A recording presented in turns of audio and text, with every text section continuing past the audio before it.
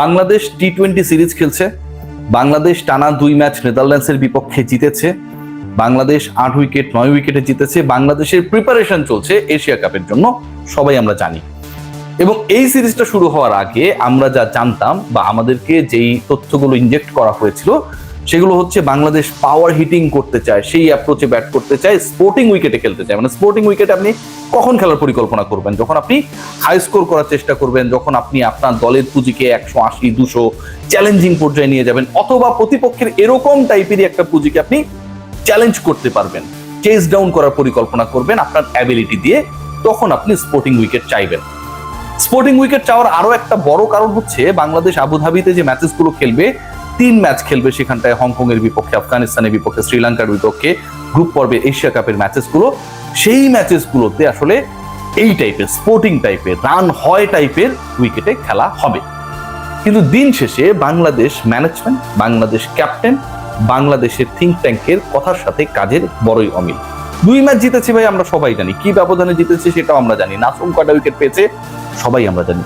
কিন্তু বাংলাদেশ এই 2 ম্যাচে অন্তত কতগুলো বল ব্যাটারদের দিয়ে খেলানোর সুযোগ ছিল, সেই বলগুলো তারা ফেস করায় নাই। শুধুমাত্র টস জিতে কাপুরুষের মতো আমি বলবো বিতর্কিত সিদ্ধান্ত নিয়ে ফিল্ডিং করার যে ডিসিশনটা নিয়েছিল তার মাধ্যমে, সেই তথ্যটা কি আমরা ঠিকঠাক ভাবে জানি? একটু জানিয়ে দিই, অনেকে আমরা জানি।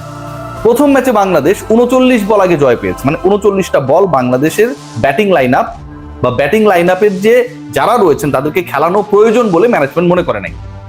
দ্বিতীয় ম্যাচে আরো বিধ্বংসী বাংলাদেশ, 41 বল আগে বাংলাদেশের জয় নিশ্চিত হয়েছে। এই 41টা বল বাংলাদেশের ব্যাটাররা ফেস করতে চায় নাই বা ক্যাপ্টেন মনে করে নাই টস জিতে যখন তিনি ফিল্ডিং এর সিদ্ধান্ত নেন যে আমাদের 20 ওভার খেলা দরকার।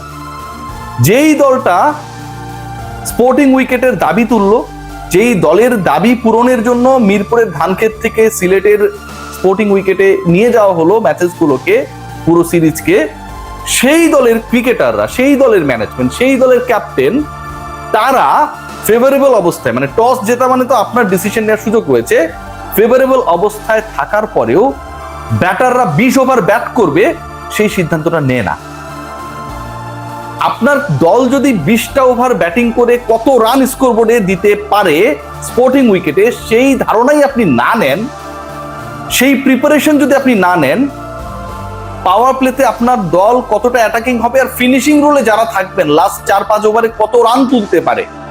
বাংলাদেশে যেহেতু স্পেশালিস্ট 6 ব্যাটসম্যানের বেশি নেই, সাকিব আল হাসান নেই, সো এই 6 জন ব্যাটসম্যানের 5-6 কি রোলে থাকতে পারে, তাদের অ্যাবিলিটি কতটুকু, সেই পরীক্ষাটা যখন আপনি নেন না, কিন্তু বলেন power hitting wicket, power hitting কোচেসের কথা, পাওয়ার হিটিং অ্যাবিলিটির কথা, স্পোর্টিং উইকেটের কথা, ঠিক তখন আপনারা যে নিখাত ভণ্ডামি করেন সেটা আসলে প্রমাণ করার জন্য কোনো কিছুর প্রয়োজন পড়ে না। বাংলাদেশ দল প্রথম ম্যাচে 6.5 ওভার খেলতে হবে সেটা গুরুত্ব দেয়নি, মনে করেনি। দ্বিতীয় ম্যাচে বাংলাদেশের ব্যাটাররা 7 ওভার বাকি থাকতে ম্যাচ শেষ করেছে। আচ্ছা, এই যে পাওয়ার হিটিং স্পোর্টিং উইকেটের কথা বলা হলো, সেখানটায় কি ওই নেদারল্যান্ডসের মতো প্রতিপক্ষ হিসেবে আপনারা যাদেরকে পাবেন তারা কি 136 102-3 রানে অল আউট হয়ে যাবে? সেখানটায় বাংলাদেশের চ্যালেঞ্জটা কি অনেকটা এরকম হবে যে 130 প্লাস একটা স্কোর প্রতিপক্ষ করবে আর আমি হচ্ছে সেটাকে চেস ডাউন করলে জিতে যাব? সেখানটায় কি চ্যালেঞ্জটা অনেকটা এরকম হবে যে 102-3 এর বেশি প্রতিপক্ষ করতে পারবে না আর বাংলাদেশ 9 উইকেটে জিতবে? Different challenge is waiting for the batting line up. Bangladesh দলের যদি খেলাটা দেখেন, বাংলাদেশ দলের যদি রিসেন্ট পাস দেখেন, বাংলাদেশের সবচেয়ে চ্যালেঞ্জিং জায়গা হচ্ছে ব্যাটিং ডিপার্টমেন্টকে মজবুত করা, নট বোলিং। ওই যে নেদারল্যান্ডসের বিপক্ষে বাংলাদেশ ছোট রান চেস করেছে, সেটার পুরো কৃতিত্ব হচ্ছে কিন্তু বোলাররা তাদেরকে আটকে রাখতে পেরেছে। বাংলাদেশ যে শ্রীলঙ্কাকে শ্রীলঙ্কার মাটিতে হারিয়েছে, সেটার সিংহভাগ কৃতিত্ব কিন্তু বোলাররা অসাধারণ ডিসপ্লে করেছে। পাকিস্তানকে যে বাংলাদেশ ঘরের মাঠে হারিয়েছে, সেটারও কৃতিত্ব মেজরিটি বোলারদের। যদি তাই হয় তাহলে তো বোলিং ডিপার্টমেন্টে আমি ফেভারেবল অবস্থায় রয়েছি, কমফোর্ট জোনে রয়েছি। আমার সমস্যার জায়গা কোথায়? ব্যাটিং। সেই সমস্যার জায়গা যদি ব্যাটিং হয়, সেই ব্যাটারদেরকে আমি পুরো 20 ওভার খেলার চ্যালেঞ্জ দেই না।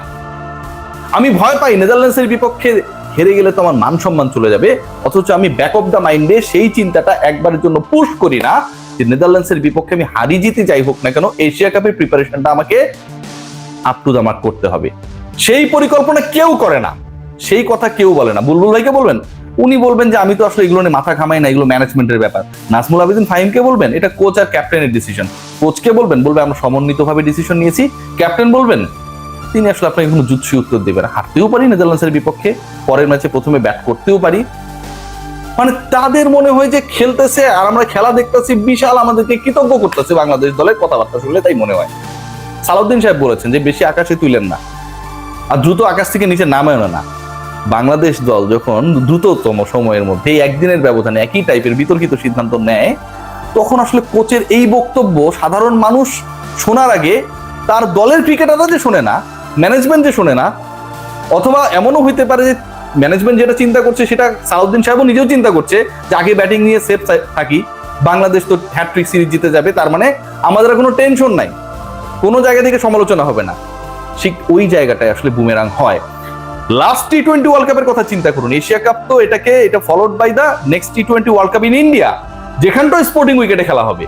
মজার ব্যাপার কি জানেন, গত ওয়ার্ল্ড কাপে যদি আমরা খেয়াল করি, বাংলাদেশ সাউথ আফ্রিকাকে হারাতে পারত, বাংলাদেশ আফগানিস্তানকে হারিয়ে সেমিফাইনালস খেলতে পারত। জানেন, আফগানিস্তানের 115 বাংলাদেশ চেস করতে পারে নাই।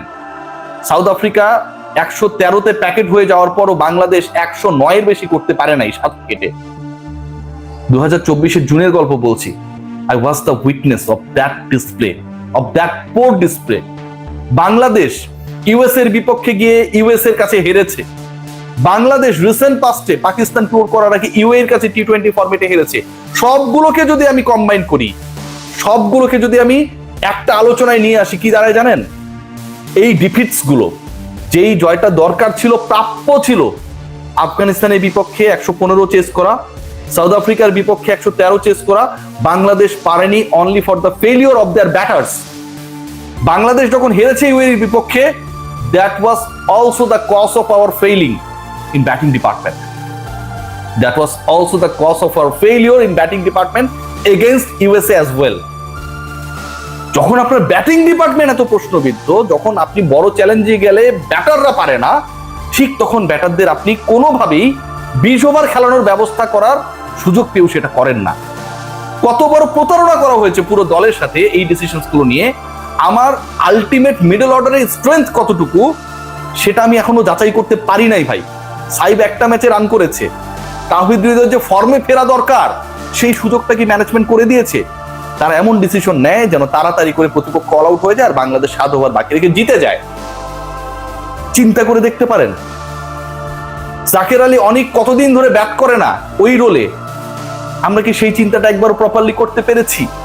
পারি নাই। আনটেস্টেড একটা সিচুয়েশনে আমরা এশিয়া কাপ খেলতে যাচ্ছি, অথচ আমরা বাক বাকুম পায়রা মাথায় দিয়ে টায়রা এরকম একটা গল্প বলে কনভিন্স করার চেষ্টা করলাম this is the proper preparations for the Asia cup. খেয়াল করে দেখুন, এই দলটা এশিয়া কাপে যাবে, এই দলটা এশিয়া কাপের পর বিশ্বকাপে যাবে।